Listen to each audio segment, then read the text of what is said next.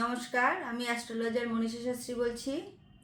আপনাদের রাশিচক্রটাকে ভালো করে বিচার বিশ্লেষণ করে দেখে নিন বর্তমান সময় কিসের দশা চলছে বা অন্তর্দশা কিসের চলছে, সেই হিসাবে কিন্তু আপনারা যে কোনো কাজই করুন না কেন সময়টা একটু দেখে নিয়ে করবেন।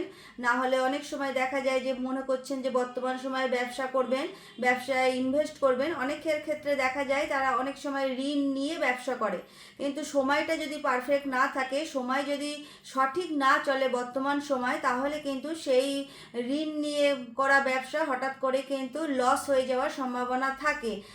মানে বর্তমান সময় যদি আপনার শনি সাড়ে সাতি চলে বা শনির ঢাইয়া চলে বা শনির দশা চলে, সেক্ষেত্রে কিন্তু আপনাদের বুঝে যে কোনো ক্ষেত্রে ইনভেস্ট করতে হবে, না হলে কিন্তু যে কোনোভাবে বিশ্বাসঘাতকতার মাধ্যমে হোক বা যে কোনো কারণে হোক কিন্তু লস হয়ে যাওয়ার ভয় থাকে।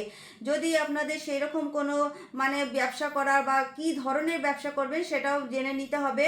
আর সেরকম যদি মনে হয় যে শরীরের দিক থেকে ভালো লাগছে না বা কোনো কাজে এনার্জি পাচ্ছেন না, শরীর সবসময় একটা অসুস্থ ভাব থাকছে, তাহলে আপনারা কিন্তু তাহলেও কিন্তু আমাদের রাশিচক্রটাকে মঙ্গলের পজিশনটা দেখে নিতে হবে। মঙ্গল কিন্তু ব্লাড ওরিয়েন্টেড গ্রহ, ব্লাডের সমস্যা কিন্তু দেখে নিতে হবে আপনাদের পজিশন। মঙ্গল কোনো অশুভ নক্ষত্রে আছে কিনা বা ষষ্ঠ অষ্টম দ্বাদশে আছে কিনা, তাহলে কিন্তু শরীরের জায়গাটা অনেক সময় নেগেটিভ প্রভাব ফেলে।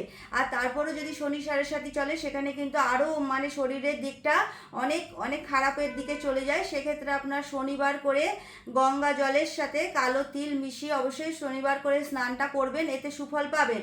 আর যদি মনে করেন মঙ্গলের পজিশনটা ঠিক নেই, মাঙ্গলিক দোষ রয়েছে, মঙ্গল লগ্ন চতুর্থ সপ্তম অষ্টম দ্বাদশে রয়েছে, সেক্ষেত্রে আপনাদের শরীরে এনার্জি পাওয়ারটা আসছে না, কোনো কাজে করতে যাওয়ার ইচ্ছাটা হচ্ছে না, সেক্ষেত্রে আপনারা মঙ্গলবার করে অবশ্যই গঙ্গা জলের সাথে লাল চন্দন বেটে স্নানটা করবেন। এতে কিন্তু আপনারা অবশ্যই সুফল পাবেন।